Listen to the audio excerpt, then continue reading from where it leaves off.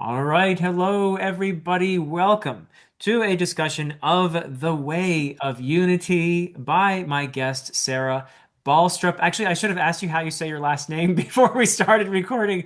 Did I say that Uh, you were close? I'd say Balstrup because Balstrup. I'm Australian, but it is a Danish name, and I once heard a Dane pronounce it, and I just stood there and said, I can't do that with my throat. That's so funny. So, yeah, close enough is good enough for me. I will go with Balstrup then. We'll do the Yeah. Australian version, not the Danish, because I probably would have a hard time with that too. But although I have some Danish in me as well, going way back. Ah, Yeah. So, but anyway, we are here to talk about actually, before we get into the Way of Unity, which I absolutely adored, I had the pleasure of listening to the audiobook, which was skillfully narrated by Diana Croft. So kudos to her for doing a fantastic job with the narration. But it was such a magical experience for me to listen to your book, and I have nothing but praise.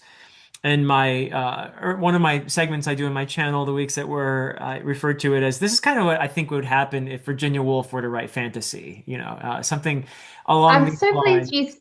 you said that, and I don't know that's very strange you said that because Virginia Woolf is the writer who got me into writing, actually. Really, really. Yeah, Okay, I did yeah, not know that. Okay, so that was an appropriate thing to say, maybe. Yeah, yeah, I yeah. am so For delighted. an immediate segue, Hmm. I mean, when I first picked up Orlando, Uh-huh. I just picked it up completely randomly, had no expectations of it, didn't know anything about it. And it just completely blew my mind as to what writing can be and how Yeah. experimental you can go, and just the stream of consciousness kind of flow of thoughts and ideas. So before that, I just read books and didn't think much about writing. So visual art was the thing for me, but definitely she changed my view of writing as something really creative. So Well, that's I'm amazing that delighted to you picked hear that that. up. That means I'm not crazy, saying something like that. That's Yeah. fantastic. The nearest thing I could compare it to in fantasy that exists is I don't know if you've read Anna Smith Spark or not, but she is a brilliant author. I've Yeah, I've read uh a Oh, court of that one I have not read. I've only read yeah, sort of Bronze and Ashes. And that yeah. is also the reason I'm comparing it is because first, she's very gifted as a writer. And just on the level of prose, it's gorgeous. It's an Mm, experience that you want to steep yourself in because of the beauty of the prose. And I can tell that you took your time on this book, writing this and crafting it, and really just as an appreciator of great prose, that is one of the things I love. But also just the introspectiveness of it. mm, What you write and also what Anna Smith Spark writes, very, at least the one book I've read so far of hers, very introspective, very grounded in a sense. It's interesting because you have both a deep sense of what it means to be in a body and to have all the particular sensations and the goings on of the mind and everything else, what it means to be a person is being explored constantly through all these wonderful details. And at the same time, there's a really spiritual aspect to all of this what you're doing in your book, which I think is just beautiful. So I found that to be similar as well. It's tough to find similar things though to what you do yes. because it is experimental, it is different. And part of what I wanted to talk about today is, as a fan of complex, interesting, experimental writing, sometimes I lament that it doesn't seem to be much of a space within, first of all, traditional publishing. They're hurting, they're having a really hard time making ends meet. And we all know the story, how there's just so much competition out there, and for other things to do, Mm, and fewer people reading, and blah blah blah. So they're less willing to take a chance on something really different, even if it's beautiful. They want to find something that's going to sell. Okay, and I don't entirely yeah. blame them, but that's how it is. It's very difficult, I would think, for someone writing the type of books that you're obviously writing and you're doing it because you love it, I'm sure. But to break into traditional publishing these days, writing something like that would be very, very hard. I would Mm. think, if not impossible. And then, of I mean, course, it's, yeah, go ahead, oh, sorry. I please. was going to say, you know, I wrote the book and then I started querying and I thought to myself, is it literary? And then I realized that literary doesn't matter what you're writing. If it looks like fantasy, they can't comprehend it. They don't want to look at it. Yeah, So, closes that door. And then I'm thinking, oh, there's quite a lot of, fairly abstract, interesting fantasy um, stories out there that are popular. Surely there's got to be somewhere in traditional publishing where this might fit. And it didn't fit. I queried and queried and queried, and it wasn't just that I would get a rejection. Even as I was looking up the agent that I was writing to, I would think this person has nothing in common with me. I don't like any of the books that they love. yeah, And, there's already no rapport. And I'm thinking the only people who are going to take something like this and love it are basically an indie press. And Mhm. Small I press. really love, I don't know if you've heard of Meerkat Press. They Mm, mostly do horror, like a little bit of touch of dark fantasy, I suppose. But they all of their books look amazing. Like there's so much passion in the way that they promote everything. They always do a lot of merch. Um, but my story didn't quite fit with them.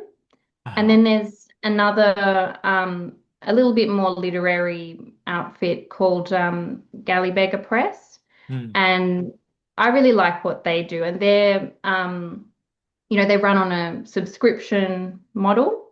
So basically, if you subscribe to Gallybeggars, you get whatever they publish for the year. okay. And you don't get any choice in what it is, and you just sort of get this selection of books, but they still print on this, really nice, high quality paper, and they still put all of that extra effort into it. Yeah. And, you think, okay, that's the pinnacle. If I could just get to there, but then these people, they might sort of have the success of getting into a good press that they really admire, but Yeah. then they may not really sell many books. And then when their sort of time in the sun is over, it's almost like you can't get the book at all Mhm. because of the mode of printing, because it's not print on demand. Right. Um, so So I feel that's a like downside for sure. Yeah. yeah, it's because there was a book by an author who had published, maybe 5 years ago with Galley Beggars, and I just wanted to buy her book and I couldn't get it because Ah, it was, its time was done, its season was past. And yeah, I think that those sort of small presses, you get people that are really passionate.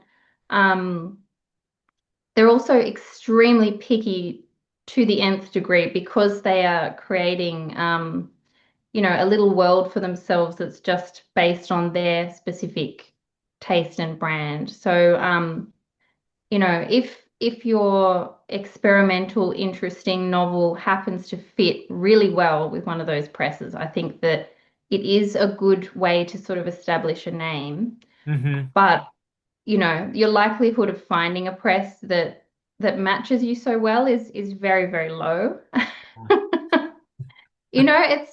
It's quite tricky, and it's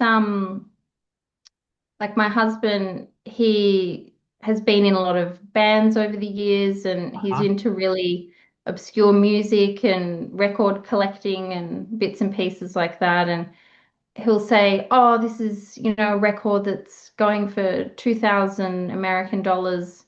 Wow. That's the cheapest you can get it." And it's just a bunch of teenagers from the 1970s who put out, some obscure record. And Yeah. now everybody wants it and they love it because it's got this cult status. But at the time, they didn't make any money Right. um, because it wasn't a part of anything big at the time. Hmm. Um, So I kind of just think to myself, you have to create what only you can create. Like you have to Okay. um, be authentic to your voice. And if it takes years to find where you fit, like I think that's kind of secondary because if you spend all this time creating stories that are not authentic to you and Mm, they sell moderately well, I mean, what's the point, really? yeah. You're never going to earn as much money writing such stories as in pretty much any other job you can get. Right. Um, so for me, it's you can't worry about the marketing side of it and the popularity side of it while you're trying to create. Yeah. Okay. And Yeah. yeah, That's beautiful. Yeah, I want to get into that a little bit because when you look at even on the indie side of things, meaning self-published now, not small yeah. press, but it's the confusing thing when we say indie authors, we mean really a self-published author. That was obviously probably a logical way to go for you, given that the big publishers are not going to touch a story that they feel isn't going to sell a bunch of copies. And Mm. the smaller presses, it's also a tough thing, like you said, because you have to find the right fit, and even then, there may be a limited run, and then that's it. And so with the print on demand aspect of self-publishing, at least your book is always going to be available and out there. The problem, of course, being how do you get the word out for people to hear about Mm. it, which is partly, what I'm trying to do right now, talking to you hey guys, this is brilliant. Read this book, but you have to be a little bit crazy and dedicated, I think, to do this because even in the indie sphere you can predictably, I think, look at Goodreads, and this is not a knock on anyone, by the way. I think it's people who sell lots of books have a talent, and they have to be good storytellers. But to be honest with you, they tend to be well written at about a sixth grade reading level, for one thing. And if you do want to sell a lot of copies, if that's your goal, by the way, as an indie author or even a traditionally published author, you need to write at about a sixth grade reading level because those are the books that get the most ratings and the highest ratings on a site like Goodreads. So that's just how it is. But that's not what you're doing at all. You're writing something that is complex and deep and thought-provoking. And I guess the question is why? Why? I mean, you're obviously not doing it for the money. You're doing it because you are dedicated to this craft. You want to express something really important. What is it that brings you into this and keeps you motivated when I mean, just to be realistic about the prospects. I mean, who knows? I would be Mm. cheering if for somehow tomorrow a traditional publisher took up your book and a bunch of people would hear about it and it would sell thousands and thousands of copies. I would be cheering, but that's not why I guess we're doing this, is it? Yeah, no. Yeah. So, And what keeps you in it? What motivates you to do this? look, I think I've always been the kind of person that needs to decompress in some way, to feel clear in my mind. So, when I was young, it was painting and drawing. Huh? Then I got into journaling, which was just a personal thing. I didn't let people read it, but it wasn't like, Dear Diary, today I did this. It was sort of poems and dreams and sketches and things. And Okay. um, even with music, I quite enjoy connecting with lyrics that are very symbolic. I read here and there, but I wouldn't call myself like a voracious reader like every other author seems to be. Uh-huh. Um, but I always needed that kind of focused time, dealing with abstract concepts, figuring things out. And I ended up going to university and started off doing visual arts and ended up somehow in religious studies, Wow. still Okay. studying art, literature, and film, but not necessarily through a religious lens, but looking at religious belief systems, religious states of mind. Okay. That, Um, that that did probably equip you in some ways to write this story then. yeah, yeah. And so in my mind, there's a direct continuation between like my honors thesis, my PhD thesis, and these books. But I don't need anyone to understand that. It's just I Yeah. was writing about particular ideas in an academic format. Yeah. And then when I finally had my dream moment of publishing my thesis with Bloomsbury, I thought, this is everything I've wanted to do. But then, of course, it doesn't sell. Academic books don't No. fly off shelves. I mean, they don't even get on shelves. They kind of go straight to university libraries and often as an ebook. Um, and at the time when I had just published that, it was the beginning of the pandemic. Oh, Um, my son was born, we moved interstate, lockdown, So I was basically cooped up in a house in a place where I had no friends or family, oh my. couldn't really go out. And I thought if I don't have a project to like keep me anchored, I'm gonna go crazy. Yeah. And so I signed up for a novel writing course sort of on a whim, and I did that with a woman called Amanda Saint, and she used to do flash fiction and things like that. She's from the UK.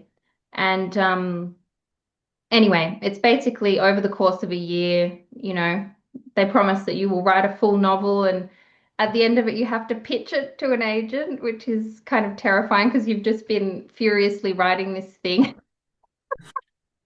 But it was a way to quickly shift gears and just think to myself, okay, um, I do know how a story is structured, and I do understand these pieces and how they should work together. And I am thinking about the different aspects of character. And, there's quite a lot to learn in the craft that instinct alone doesn't really get you there. I think you have to either reflect on your writing quite critically and read a lot of other books, or you need to sort of have input from someone who has a lot of experience reading different stories.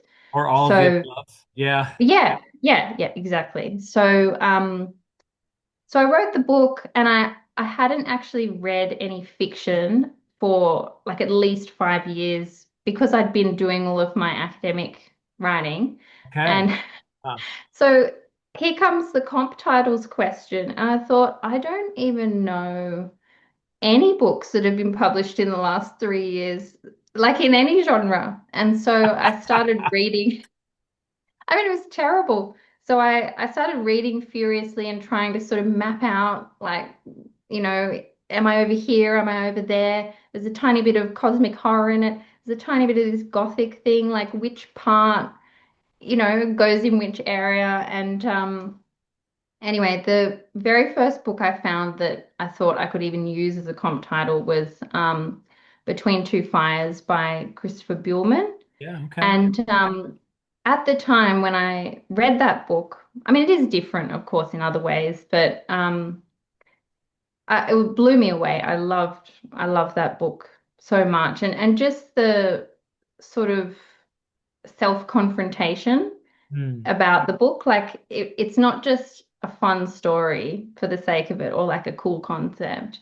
Right. He posted about it on Twitter, back when he used to be on Twitter, and he said like it was a confrontation of the soul. Like he took himself to a dark place, confronted, these issues in his mind, and this was, he felt transformed by actually writing the story. Hmm. And I could see that very clearly, and I really admired that. But also around that time, he posted, about how when his agent, so he'd already written a horror book at the time. Um, I think it's called Those Across the River. It's like a werewolf book. Huh. Um, so he had an agent, the agent's there ready to pitch his second book, and they just couldn't find an audience for it. It was like, why isn't this selling? Da da da da da. And he ended up buying back the rights to his book and self-publishing it. Hmm. And I mean, a lot of people talk about it today, So I'm sure, someone's distributing it now. I I believe don't it's think it's, traditionally published now. Yeah. Yeah. yeah. But Yeah. just the fact of that, where I was like the only comp title I could find didn't sell commercially Yeah. Yeah. and had to be self-published. And I just thought, look, when you go to cons and you speak to authors, there's a lot backstage with how things actually work. I Yeah. mean, you don't just get an agent, get an editor, and forever you're published in this really professional way. It's No. like you just get dropped at every turn. Certain projects are completely rejected. Um, a lot of authors that I know that I think have kind of made it will say, oh, my agent didn't like my pitch, so I think I might self-publish this side project. Yep. And that's the reality of it. So I think that for me took a lot of the pressure off having this traditional trajectory. And I think when you're in an academic setting, you get used to, you get a certain mark on your essay, and then it accumulates to this, and then you just keep stepping up and up and up. And it's all very if you write something good, it doesn't matter how obscure or unsaleable it is, you're still going to get the good mark. Mm. So it's totally different when you're doing fiction because it's all about, um, who is your audience? How can you find your audience? How can you reach them? How can you get them to get excited about your work Yeah. if you're doing different types of projects over the years? And I know a lot of authors sometimes get the feeling that they want to, do a sci-fi novel when they used to do fantasy, and they have this whole identity crisis. And it's mostly a crisis of advertising. It's not really a crisis in them because in them, the themes are probably the same as, in their fantasy and in their sci-fi. But Yeah, yeah. even an author as well known as Tad Williams, he has tried to write all kinds of other things, and he's talked about the difficulty of getting out of that box. Like you're a fantasy writer, so Mm, you can't write science fiction or whatever. It's crazy. And then, but you mentioned Between Two Fires, and that's a wonderful example. One that I would raise is a um, a series that I really love, The Books of Babel by Josiah Grant Bancroft, which is Senlin Ascends is the first book, and that had to be self-published initially, and then it went into the mm, SPFBO contest, which Mark Lawrence, the author, founded, essentially to shine a light on great self-published fantasy. And it got some attention there and finally got some momentum, and now it is traditionally published, but it's weird, it's different, it's hard to mm, categorize. And that's the thing that I fear, is that in the climate today that we're in the publishing climate, a lot of really great stories are being overlooked because it's just so hard to make ends meet for the publishers now.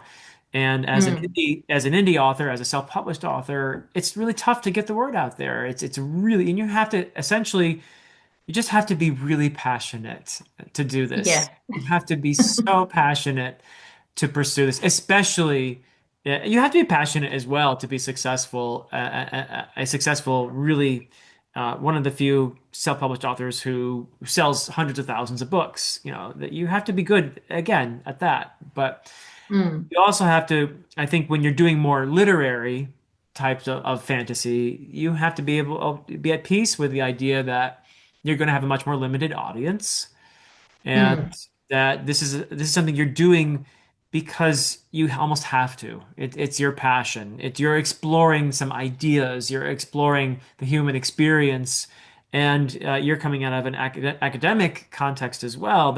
You're doing something similar in a way, but there's a real big differences I'm sure you learned between academic mm. writing and fiction. But there is that same impulse to explore the human condition, isn't there? And I think that Yeah. probably drives somebody who is crazy enough to write um, self-published literary fantasy, which is what you've written, and it's Mm. brilliant. And I do wish we were in a climate where that sort of thing would get more recognition, but this is where we But are, you know?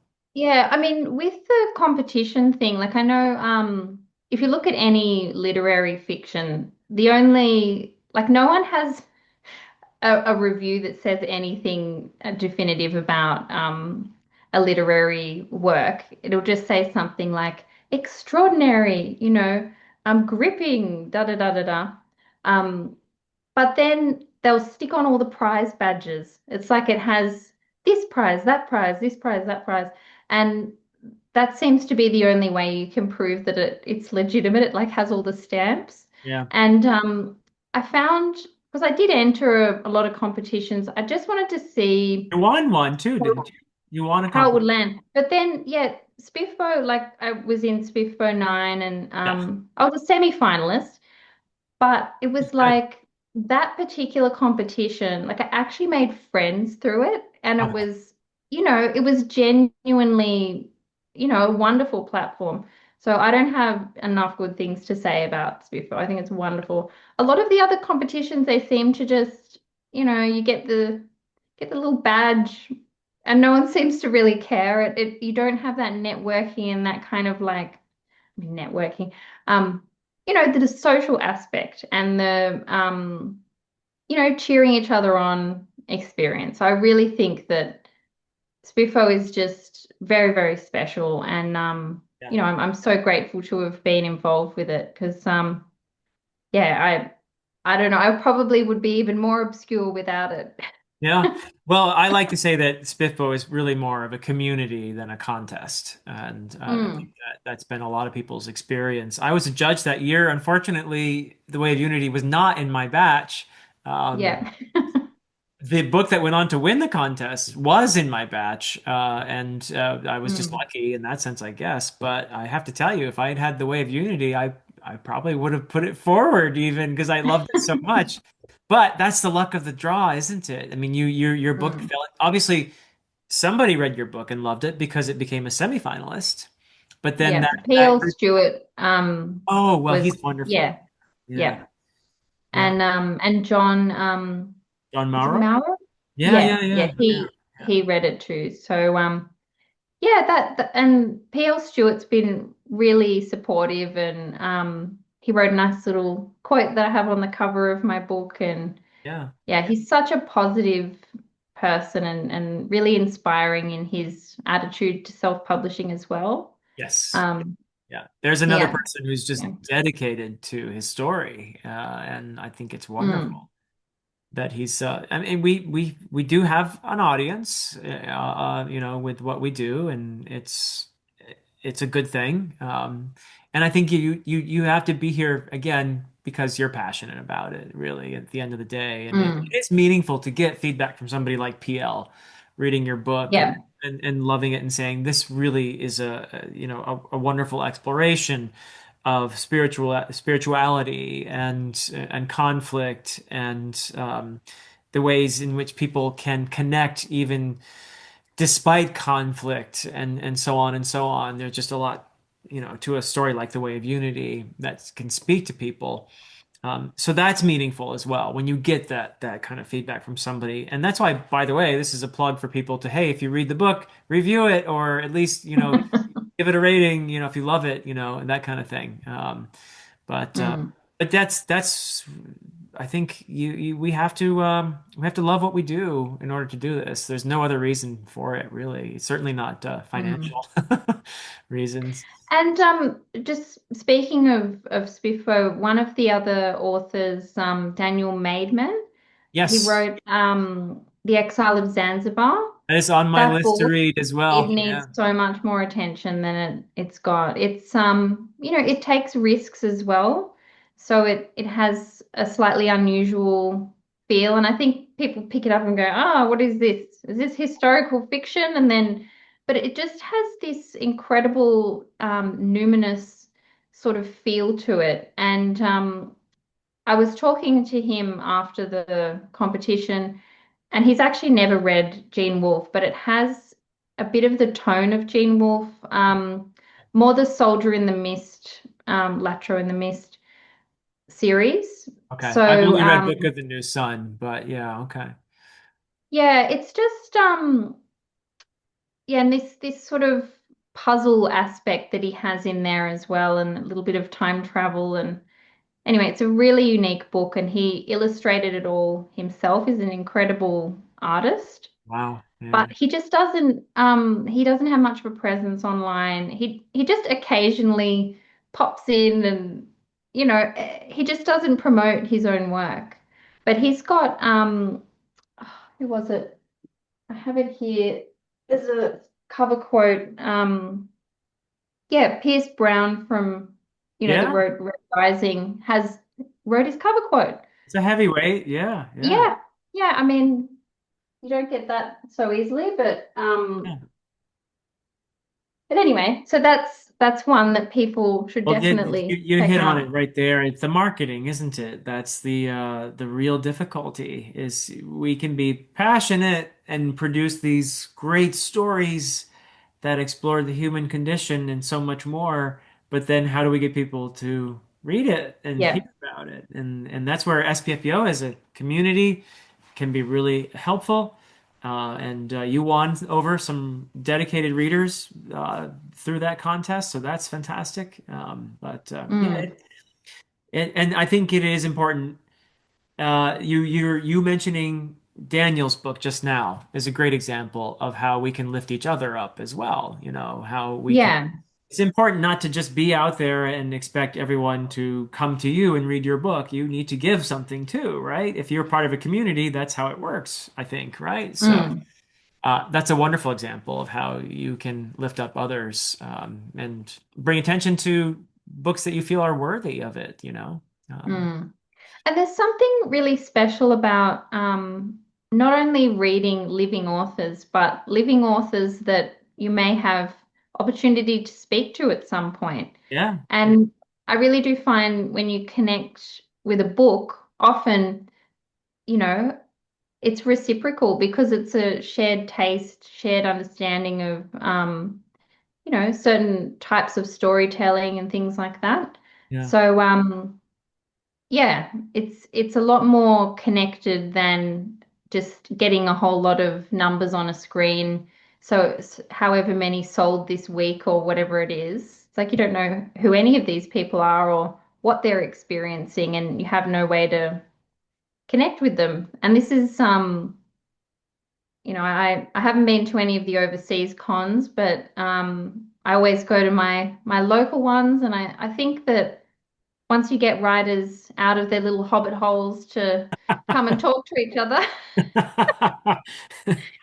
it's really quite amazing, how much people have in common, how much generosity people have towards each other in sharing advice, sharing contacts. I mean, it's yeah, it's the indie and sort of small press scenes. They're very aware of how hard it is, and that you really have to give each other a little bit to all sort of lift each other up. Whereas I actually think it would be quite a different experience for a very famous author who, everybody has these ridiculously high expectations of them, that everything they write is going to be brilliant and it has to be finished in a certain amount of months, Yeah. or the contract blows up and, then they have angry fans and they have crazy fans and they have, That is, it's a lot to deal with yeah. and not necessarily something that I would look forward to. It's, Good I understanding. mean, Yeah. yeah. Yeah. Yeah, that's Mm. well said. Well, I do feel like we've given a fairly decent impression of the Way of Unity, and so pretty soon I want to do talk spoilers. But before we get into spoilers, it is book one of a series. Book two also is out. Do you happen to have a copy actually with you that you could hold up? Yeah. That would be lovely because now did you do the So, that's this book is, two, right? Yeah, okay. yeah, book two. Sorry, book one's over here. Okay, lovely. Yeah, that's the Way of Yeah. Unity. And Yeah. that is Sibylla, I assume, on the cover. Yes, yes. So I originally had a slightly different cover, but I had wanted to just write one book.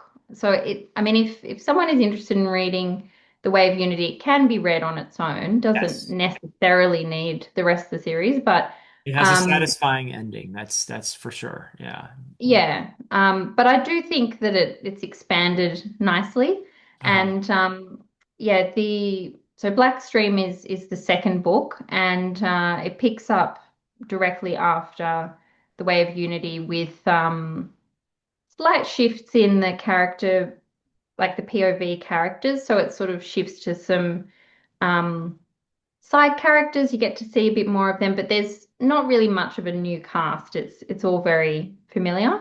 Okay. And the third book, which I'm working on now, is a prequel. Ah, okay. So All right. yeah, this is the thing. Self-publishing, you do what you want. So Yeah. Yeah. so That's book true. three is a prequel, and I think it will be longer than the first two books.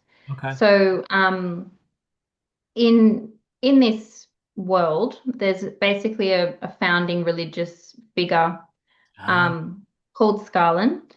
and this prequel is about his life. So hence all the characters are new, everything is new except the geography, really. So I've got, it's almost like a new series, but I decided to go back in time because the final book, called A Trail of Stars, which I've written some of that book as well, Okay. um, it just, you need to know about the past to get to the end. Oh, So all right. yeah, Very nice. Okay. What yeah. is it? But I'm What is trying the, to write. Oh, sorry, go on. no, no, you please you finish first. Yeah. I'm just trying to write book three also as standalone. So basically, you could read book one, book three on their own. Hmm. But if you read all four books together, then that's sort of the expanded Okay. version of the Could you series. So also, since it's a prequel, read book three first and then read books one, two, and four? Or would that make any yeah, sense? Yeah. Okay. I think I'm it's yeah, I've got to sort of consider if I'm revealing too much about the way the world works. I've got about 80,000 words in the Okay. prequel so far. So Pretty I'm soon. just yeah, I just need to see how that one wraps up. I can never really predict what the story will be till I've finished writing it. Okay. So this is You're what I not a think. planner then. This is I you're moving. plan and then things change. Ah, okay. So, yeah, Fair enough. So yeah. yeah, let's talk about it now. So this is a warning if you haven't read The Way of Unity. We're going to be talking about the book. I don't think this is a book you can really spoil because the experience of reading it is the important thing. It's not so much to me when we're talking about a book like this, you don't read it for the plot so much as you're reading it for the overall experience. But if you're concerned about spoilers at all, this is your time Mhm. to leave. And thank you so much for being here this thus far. But let's talk about Velspar. Let's talk about the land itself really is a character in the story, isn't it? And there is a deep spiritual connection between Velspar and the characters. There's a degree Mm. to which you really feel that they are of Velspar, they are extensions of a kind of consciousness, even. Is that something that was a result of your studies, your academic studies, that in any way, shape, or form related to what you do? Yeah, so I tried not to refresh my mind with any research before I started. I basically just wanted to get all the weird details as they had settled in my subconscious over many years and just let them come forth Yeah. all combined. Yeah. So I know that, in my undergrad, I did like one philosophy unit, which I didn't end up pursuing any further, but it was on Hegel. And, part of the, world spirit concept must have got into my head somehow that way. Um, I also have always been very interested in the sort of East-West connection of religious concepts in like the late 19th century. And I mean, there's some bits before that, but just when you get people who are Christian, um, disgruntled Christians, people who feel like things have gone off track, and Hmm. then they come across Eastern concepts and then they sort of use it to fix Christianity, or they shift over to something that has a new name, but that kind of retains Western and Eastern pieces that are sort Yeah. of somehow melded together. And this idea of, what happens after death and the soul and all of that. I did a unit where at university where I wrote an essay about reincarnation and just the logic of it. Like, okay, if you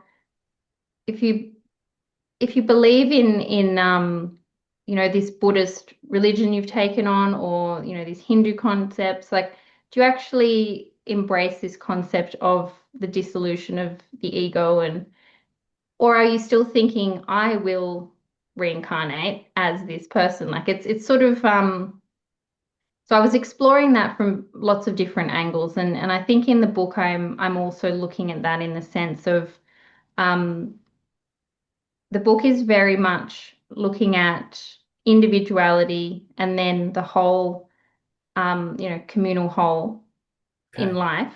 So, and how they sort of come together, how they separate, the boundaries of the self, all that sort of thing. And then I was also looking at it in death. So it's sort of when the self dies, like, what in this society of the book where they believe in reincarnation, what do they believe comes back?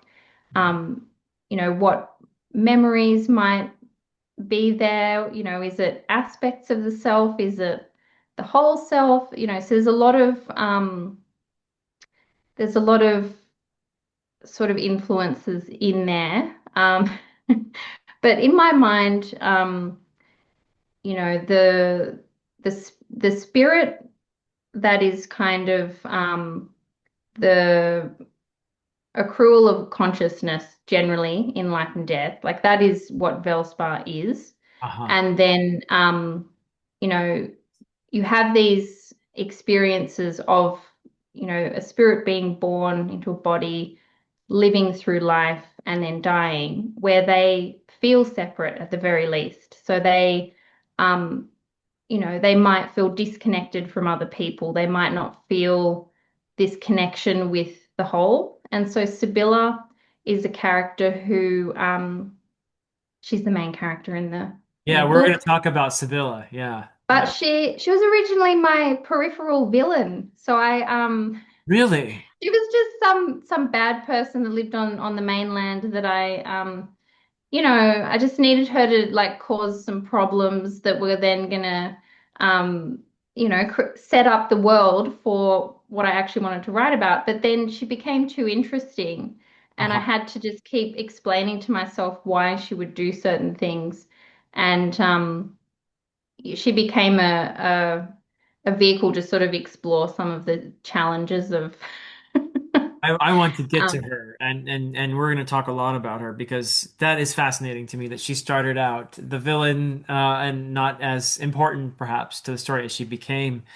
But she is in the midst of this civil war of a sort, a conflict between the intercessors on the one hand, who are the controllers of the religion, and this is a religion where I mean, the phrase opiate of the masses really kind of seems very appropriate in this case because the intercessors are capable of entering into people's minds and melding, in a sense, with these people, just almost not entirely, but in some ways eliminating the distinction between themselves and the person whose mind they're entering.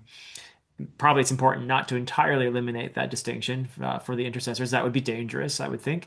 But essentially, there's an element of mind control here, where mm, the wrong tendencies we would substitute the word sinful. That's not the word you use, but the what is it? Red thoughts, I think, is the yeah, phrase. Yeah. So these intercessors can eliminate not just you don't get punished just for deeds, it's for the wrong kinds of thoughts, even that where they will intercede and will tweak you essentially, Yeah. so that's pretty serious. And you have these leaders on the one hand, then you have the traditional aristocrats, the Scalans, who are the descendants of the Mm. founder, actually, of all of this, in a sense, right? And they are the kind of mostly the content to go along with the faith as dictated by the intercessors, but it's a few of them, Sibylla's father being the principal Mm. rebel, who start to think this is wrong, the way the intercessors control people. This is we need to change this. We need to rebel. But it's his guards, really, ultimately, who, led by Perrin, who is the household, the leader of their household guard, who Yeah. I think are the real power that conflicts with the intercessors. And the Mm. Scots are kind of in the middle of this, with some allying with the intercessors, others going along with the guards and the Scalans of Valnir, which are Sibylla's parents. And of course, no conflict is going to be without of this sort without bloodshed and purging the old order and that kind of thing. And but in the midst of all this, Sibylla is a child, and she is tragically in a fire, which is where you're partly the cover that you made. It's such an Mm. appropriate cover, really. She is scarred by this. She loses her parents and her sister Mm. Lucinda, and this is quite literally scarring, but also metaphorically scarring. You create a lot of sympathy for this character because of that.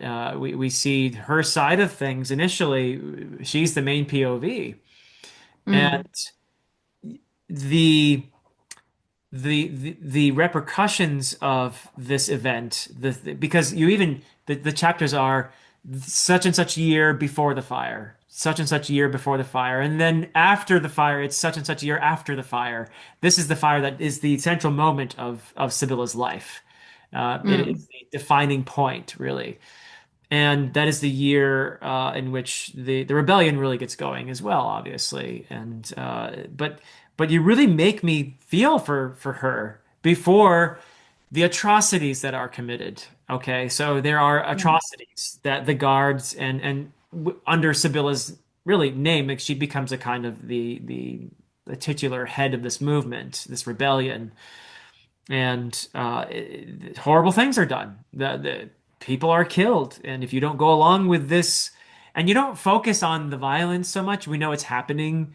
There are a few specific events that are narrated, particularly the eradication of the gods. You have the sea serpents, and you Yeah. have the birds that are the mother and the father, and all of that are an integral part of the faith. And by eliminating those, they're not just symbolic, are they? They actually play a role here. They are gods in a sense, aren't they, for these people? But yeah, that what you do with Sibylla there. So you didn't know in the beginning you were going to make her such a sympathetic character. She was just going to be a villain. No, and I think, look, at the time when I was writing it, there were a lot of protests on television Hmm. and a lot of sort of very emotional outcry about the state of the world and whatever. Yeah. But I thought to myself, you've had this almost overbearing parent style of religion where it's like, okay, you're too upset now. We're going to just remove all of that emotion from you, and then you'll behave again. Right. And it's it's literally removing emotional heat from people. So it can basically take the wind out of the sails of any potential rebellion, but it is supposed to be like it's done with a supposed loving intent in the Right. sense that, we don't want anyone to hurt each other. We want everybody to be at peace and whatever. But the technique becomes a problem because with Sibylla, her and her father were both born with the sensitivities to make them natural intercessors. Right. So they have to go through a very confronting initiation regimen to pass through and become intercessors. And it's something that her father was put through, got to a certain stage, and then he stopped. So it's almost like he had to face the shadow symbolically, or perhaps, he faced something worse, which was, the corruption of the church. I don't spell it out and I don't choose which one of those it is. Hmm. But his decision to sort of withdraw from that approach leaves Sibylla with this incredible amount of fear that she can't dissipate from herself. And so her fear is used by others as a weapon to, you know, to their ends. And I've really felt watching these protests on TV, I thought, these people, they care about something, they want something to happen, but who's pulling the strings here and like what is actually happening? And I just feel um, the kind of outcry, emotional outcry in public these days is not what it seems. It Hmm. can often be skewed this way, skewed that way. It can even have effects that are the complete opposite than the person wants to achieve. And also just the tendency to make a split second decision on something based on how you feel. I think social media promotes that type of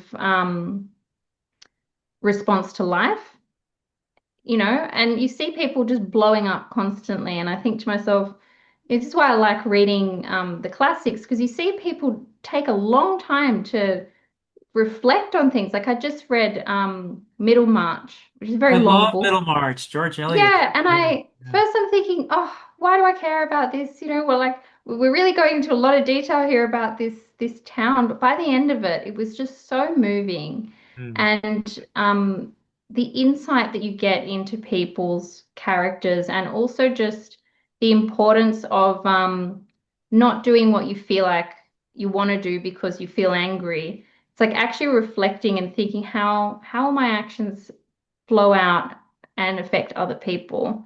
And Yeah. it's really sort of very intricately represented in that book. So yes, I wanted Sibylla to basically blow up like she wanted to blow up, but Hmm. then to kind of look around and think, oh, that didn't actually solve the problem, you know. Yeah. And So, you're talking about George Eliot, but I think your comments are appropriate to The Way of Unity as well. You have so much really rich nuance and complexity in your portrayals. It's not that the intercessors are just, they're not villains here. They are doing mm, most of them, for them, the intercession is an act of love. And you see it in a character like Marin, for example, where mm, I feel like the early example where she is performing intercession on a kind of anonymous victim, if you will, it mm, frightened me actually, but I could tell she was doing this from a place of love. You know mm, what she was doing to the man was, I mean, first they did kind of beat him up a bit there too because he was not compliant, but mm. ultimately for her this was a necessary thing to do to help this man, Yeah. and she's a seems like a nice lady, like somebody you would like to have tea with, and but that degree of control is frightening. So you succeeded in getting me to sympathize with characters from every side here, and this is not a good evil conflict at all, really. This is Mm, this is nuanced, and Sibylla, you could look at her from one perspective and see a monster. And mm, from another perspective, you can look at her and see a wounded young woman who is understandably trying to defend herself from the trauma that was inflicted on her by other mm, people on the other side. And then you have all kinds of characters in the middle. But she does fall in love with one of the guards, Gavril, who also obviously we don't get a ton of his POV, like his perspective per se, but mm, you can see the conflict growing in him as he falls in love as well with Sibylla, but is a guard, and he has a certain you would expect from the beginning. He's been told, yeah, we want you to get close to her so we can, keep her under, because Sibylla is really a figurehead in many ways. Mm, She doesn't even understand how things are being governed a lot of the time. She's simply being told to stay out of the important stuff, so to speak. mm. And So I think Gambit, a lot, like I have had readers specifically dislike the fact that she is represented with these negative traits, but I wanted to have people in leadership positions that were not really equipped for it.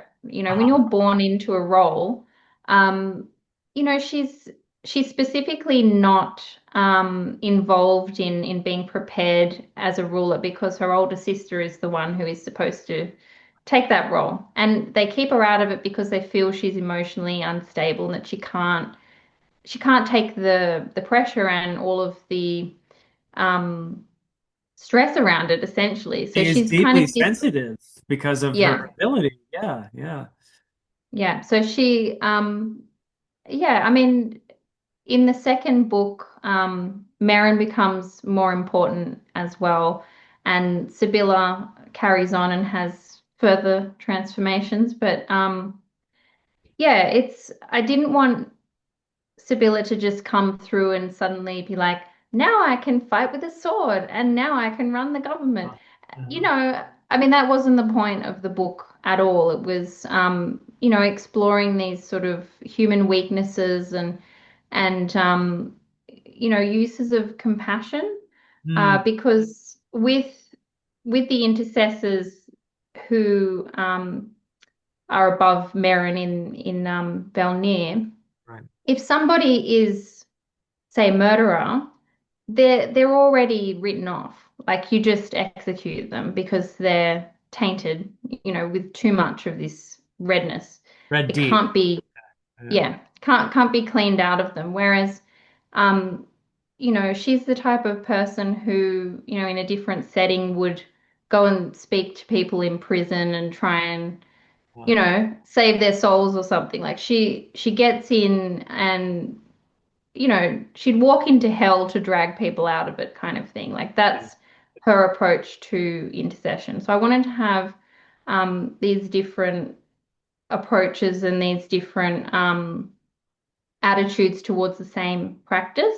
Mhm. And with Voldemar, like he's quite high up in in a different land's intercessors. So he's from Brivia. Um, so he's he has a little bit of the kind of arrogance of someone who's studied their whole life and knows, he's a master of the religion. He's mastered it. This is his calling in life. This is, it's him who's going to hold these memories together and write the great words and all of this sort of thing. But um, at the same time, the three intercessors that survive, they only survive because they couldn't take this final leap of faith, Yeah. um, like the others did. So they're three sort of um, conflicted characters, even in the sense that they wouldn't allow themselves to die with the others. Yeah. Yeah. Which in itself is a sign of failure, even though they have this mission to carry on and to Mm, revive, in fact, to even revive their role in this society. They want to rebel against the rebellion, which has become mm, the government now. So, yeah, fascinating. You really succeed in giving the story a lot of internal conflict, the characters, and that's a source of great tension there. And then the other main narrative we have in here with Zohar and Ambrose as well. Their parents survived by compromising, not willingly, but they saw where the wind was blowing, and they kind of went along with the rebellion, so to speak. But mm, as a kind of even a sacrifice as well, because they understood we have to commit this heresy, we have to partake of the gods as they were bid to do in order to reject intercession and everything else. that was just their initial survival, but they understood as well that they had made themselves tainted in the process. But they were hoping Mm, the next generation would somehow be able to go back on course, maybe in the future, you know. So Zohar was who was going to be the next Skalin of Avishai, the island off mm, the coast. And then you had Ambrose, who clearly would have been an intercessor if it had been normal times. He had that gift, and he too mm. makes a kind of sacrifice, doesn't he, when he finds the stone of Velspar? Is that what? Am I saying that correctly? It's this? Yeah, I mean it's so they call it the Voyant Stone in this one particular context, but it is called many things. It's not necessarily named, but so he kind of represents this because the religion itself, it's based on mystical connection with the divine. There's basically no written texts aside from people's visions. So it's unusual in that sense. Um, and Ambrose, he has this sort of capacity to be sensitive to vision and things like that, but he has no guidance. There's no one to learn from and no continuity of that kind of esoteric tradition. Hmm. And so he's just sort of fumbling in the dark and has a lot of problems as a result of that. And really has to just throw himself on the mercy of just whatever he finds. And it's not really Went with his intuition, and sometimes yeah. it's inspired, and other times it gets him killed, really.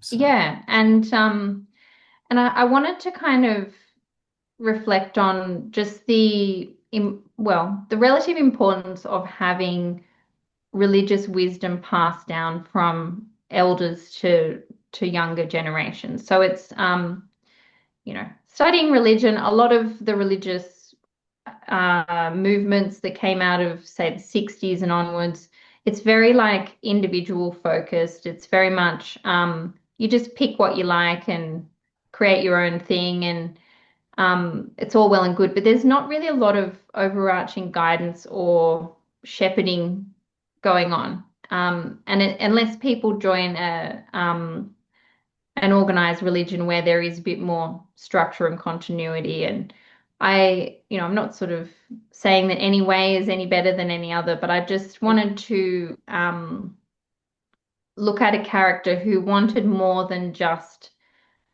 a moral guide or a little bit of reassurance or whatever. Like he wanted everything. He wanted to kind of throw himself into the religious life, but without any structure around him, he doesn't know what's dangerous. He doesn't know what's good. He doesn't know how to make sense of the experiences he has.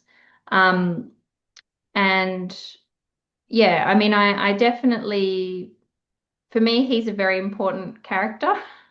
I know yeah, he comes quite late in the book, but I think having someone to represent what that next generation might look like when the religion is gone, was a major theme because I do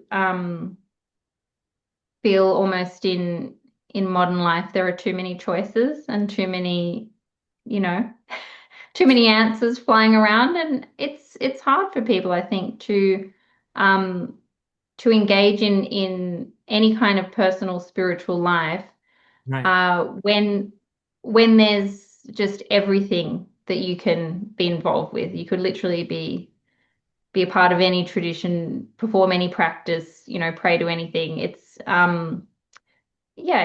almost mind-boggling, and so that's what his character is about. Well, I think great writers pose questions and explore questions, and that's what you're doing here with these characters. There's the question of there's this tension between the established faith, the religion that is recognized by society. The problem there is when it becomes too empowered, it can become not just stale, but even corrupt. And there can be Mm, abuses and that kind of thing. And we see that with every religion that becomes preeminent. And on the other hand, as you said, it's not quite the same when you just make up stuff by yourself, right? That Mm. to be plugged into a tradition is to be part of something larger than yourself. And ultimately, that's a big part of spirituality, isn't it? Is seeking something larger than ourselves. Connection, Mm. right? Connection is very important. And you can't have that if you're just all by yourself making up stuff. You're not connected, you're not with a community. So there is a real tension there, I think, between, well, how do we have this community that is established with traditions that go way back and that are so meaningful because they go way back and they've been handed on from generation to generation, and the wisdom that is accumulated in those traditions. There's real Mm. wisdom in all of this. And on the other hand, the problem is that when it's too unquestioned, you can introduce corruption and all of that. So it's really, I think, beautifully explored in here through these characters. So congrats. Yeah, and there's oh, thank you. Yeah, I mean there's definitely no easy answers or anything, but I mean, no one wants to think about lockdown ever again, but I do feel it was a huge influence on this um topic of community because, I found myself at home physically distant from everybody that I knew. And, you're having these weird video calls and things. And I felt, I don't know, I just felt, what is that intangible connection that you have when you're walking down the street and just a human being walks past you? Uh, You know what I mean? It's more than just having lots of conversations or interacting or whatever it may be. as fun as Um, this is, you're absolutely right. yeah, yeah. It's so I did want to have a character like Sibylla who, she has very, very strong personal boundaries and almost wants to protect herself from the world. Sorry, I have a little bit of a cold and it's Been doing great I with need it so to far. grab a little tissue here, sorry. Yeah, while you're doing that, I will mention that there are these two other characters, and I'll let you finish saying what you wanted to say, but Yeah. about Sibylla. But I definitely want to get to Ambrose's sister Zohar, and I do want to say a bit about Voiri as well, because she was kind of a favorite of mine. I think she represents something interesting as well. But what were you saying about Sibylla? Yeah. So yeah, so basically this idea of being physically disconnected from people. Yeah, yeah. Right. Sorry. Nope, all good. Um, I'm not crying. I You're getting over a cold. No, it's just my throat's gone.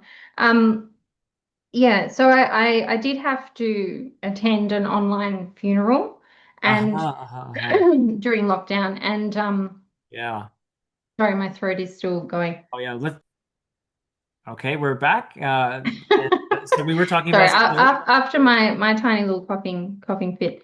Um, yeah, so I attended a funeral online during Yeah. lockdown, and it just really brought to mind this sense of not physically being there. It actually made a massive difference to how I felt about being able to connect with the people who The whole were grieving grieving at the same process, time. right? Yeah, yeah. Yeah, and it's so a lot of the connection that people feel in the novel, like there's positive mergings Hmm. and then there's negative mergings. So you have this drug that they take, which is ceremonial, but also Zohar and Ambrose kind of, go off and have some of the Alma, and they basically just dream together and enjoy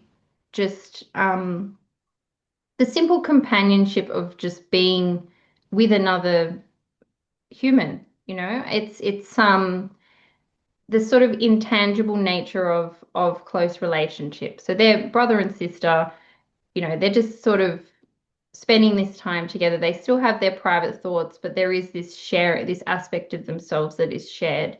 And I kind of take that to an extreme later in the novel with Zohar when she sort of merges a little bit more with another character, Ilium. Ilium, I was And just thinking of that. So yeah, I'm glad you. yeah, Yep. Yep. No, that's and intense, and yeah, they have trouble even distinguishing between each other at that point. They really have kind of merged in a way that's it was beautiful but also frightening, and then there were mm, repercussions from that even because they were kind of romantically inclined before that. And interestingly, you made it where that killed the romance in a way for a bit because mm, they were too close in a sense. Like that distinction needed to be there in order for them to feel the attraction again, which ultimately yeah. they do. So that was a happy, element here, and I'm glad Zohar gets a good ending, especially after the tragedy of Ambrose dying. But yeah, sorry I interrupted you, but yeah, I thought that was brilliant with Ilium and Zohar. Yeah, Yeah, so it's, you have intercession, which is, the person being worked upon by the intercessor doesn't have much choice in the matter. It might be for their own good, but it's not, it's like surgery or something.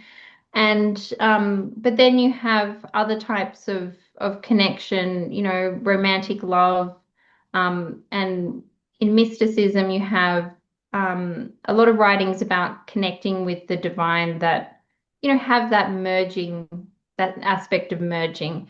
And so I really was trying to explore in lots of different ways, how this closeness and separation kind of plays out and its positive and negative aspects. yeah. So yeah, that's what all that was about. Oh, that was great. That was a really fascinating aspect of the whole thing. And as I said, I was glad for Zohar, although she clearly is in mourning for her brother, at the end of it Mm, all. But another character, again, I'm taking all your time, so we'll talk about one more character, which is Voiri, and introduced late in the story, really. And mm, she's the child of another. Well, she's a grown woman, but she is the daughter of two of the other Scollins. I can't remember their names at the yeah, moment. the Bradel family. Yes, Yeah, you yes. don't need to remember all the names. And her parents really sided with the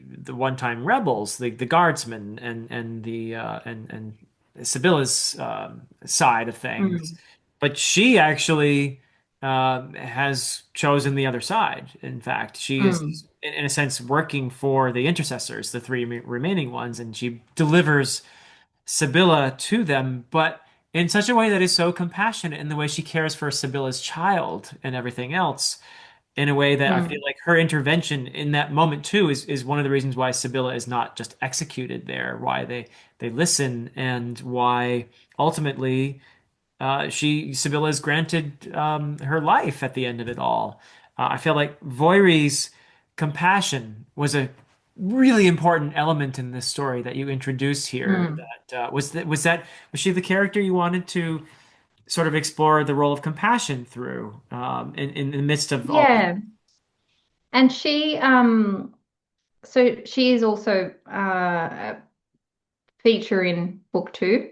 Okay. So she has these kind of slightly idealistic ideas about how the past can be revived, and she's never agreed with her parents' view of things. But I mean, by the time she meets Sibylla, she's about 40, and she's had no children, and she has her birthright, but she has basically rejected everything else. And she thinks that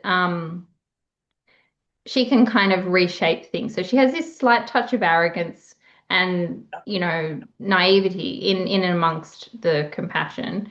Um, but she has this moment with Sibylla where she's supposed to look after her in her official role, but secretly she's looking after, in the depths of her soul, she's looking after someone who is her enemy, and this experience of basically delivering her child and um, getting to know her. It's like she has to actually practice what she preaches, Boyrian, and so she becomes close with Sibylla, and Sibylla being a character who is so emotionally closed, has kind of had some of her barriers taken down, Taking basically the by repeated yeah, traumas. Yeah, yeah.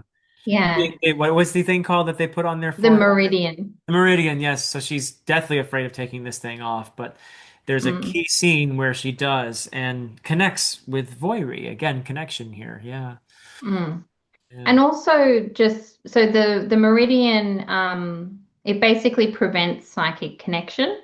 Right. That's its function. And so Sibylla, basically says not only have we had enough of intercession, but if any of you people happen to be born with these gifts, you're going to wear meridians, so there's no risk of Yeah. anyone connecting with each other through psychic means. So it's all just, you have to verbalize what you think and what you feel. And, um, that creates this kind of slight shift towards needing the guard to act in a way that is more similar to a traditional guard. Whereas before they were just kind of carrying people off to the intercessors to have their, minds wiped. But the meridian ends up causing a problem for Sibylla when she's trying to feed her baby, Trying to breastfeed. basically. Yeah. Yeah. Yeah. So she has to kind of overcome some things to connect with her child. So um, I really wanted to have those scenes in there and Yeah. explore what that might mean, because I think that um, like a lot of people when they first have a baby, it's a complicated time where you're almost remade as a human being. Like it's not just I have a baby and I love my Ah, baby. Like it's our can hormones be, and the body is different yeah, now. And yeah, there's and breastfeeding, by the way, is not as it's easy as just stick the baby there and it'll yeah, happen. There's so much really. And I'm just speaking as a witness to it all, really, and trying to be helpful and everything. But yeah, you're so right. yeah, Yeah. You captured that yeah. beautifully, by the way, in all of those scenes. Yeah.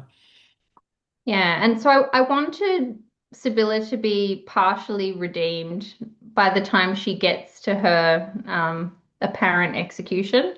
Yeah. Um, to sort of change the dynamics of that scene. And to be perfectly honest, I can't remember where I heard this, but someone once said, if all the world leaders got together and took magic mushrooms, like we'd never have war again. And I would love to see that happen, actually. Yeah. I not that I'm into magic mushrooms, but it just that idea just stayed in my head, and I wanted to make that the last scene. Like Yeah. everybody, they're not representatives of different factions making decisions with hard hearts. Like their barriers are removed and they're there as people, and they have to kind of um share in each other's common humanity in that scene. So uh it was challenging to write because there's a lot of people in the scene, Uh-huh. Yeah. but that was the kind of theme that I was going for, and just having uh, an outcome that you wouldn't necessarily expect. Hmm. So Hmm. Oh, I love the ending. Yeah, that was. yeah, Yeah, I actually never knew where you were going in the book. Which is one of the things I loved about it. Was like, okay, all right, let's go here now. And yeah, the whole time was great. Yeah. So, well, congratulations on producing this book, and obviously, I'm rooting for you and for the Way of Unity and the series. I'm looking forward to following up and reading book two. I'm sure I'll be again surprised many times, even though I have an idea now who's going to be there. But yeah, yeah, it's just great. And I hope to see more writing like yours, and see it succeeding and in the world, because I think that fantasy, the whole premise of my channel is that there is fantasy that is worthy of critical exploration, and that is capable of exploring the kinds of things that you're exploring in the way of Unity. And so I think that it has a very important role to play. Maybe we won't be writing bestsellers. Maybe traditional publishers won't want to come near us because they don't see the dollar signs. But I still think that these kinds of stories have a very important role to play, and that fantasy is actually very well suited to stories of this sort because it frees the imagination to go places where you can't go otherwise, you know. Mm. So I'm so glad that you've written this book, and I'm so glad that I've had the privilege of listening to the audiobook narration and experiencing Velspar and all of that. So, and thank you also for spending this time with me. Oh, it's been wonderful. And I will be releasing Blackstream on audio, but probably early next year. Oh, delightful. Um, Yeah, yeah, it takes a while to get the money together for that kind of enterprise. It's a I lot easier know. to get the paperback out first. Yep, yep, yep. And is But Diana I Croft going will. to be narrating that again? Diana Croft, the same narrator? Yes, hopefully. So I haven't reached out to her, but I sincerely hope she's available. Okay.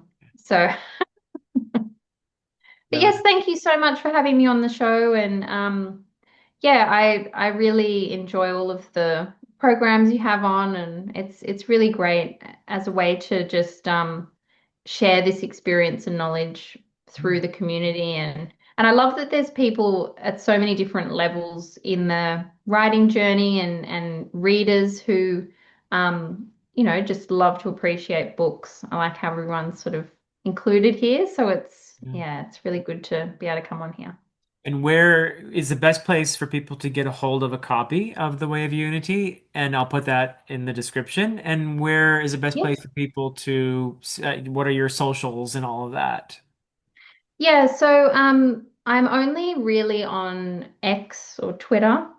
I have a Blue Sky account, but I basically never use it. So if you're only on Blue Sky, I might check it like once a month. Uh-huh. Um, I watch a lot of YouTube and I comment on a lot of YouTube things, so I might pop up over there. Okay. But You have an in author terms of website? Is there an author website or anything? I so I one of the decisions I made was to get rid of my paid author website because it was, when you're self-publishing, you try out everything. Yep. And I tried it out because I thought I needed a website, and then I thought, why am I spending money on this website? I just want to, write the books for now. So I actually have a website by a big cartel, and it's free. So, and it doesn't have any ads on it. So it's a Okay. very simple little website that just has links to you can get an ebook direct from me there, and it's got just a little bio, a few, book recommendations, but it's not an extensive website. I try and keep it I pretty can lean. put a link in there Yeah. for that. And the best place to get the book? I have published it everywhere, so you can order it from a bookshop if you wish, and just anywhere online. I mean, with the audiobook, that should also be available through a range of different platforms. So I think just, yeah, your preferred place. I try and do the universal link for things so that it doesn't send people off to the wrong country, but yeah, they're broadly available. Brilliant. All right. Well, thank you so much. Thank you, everybody, for listening to this conversation. And I highly encourage you to check out The Way of Unity by my guest, Sarah. But that is it for us for now. Until next time.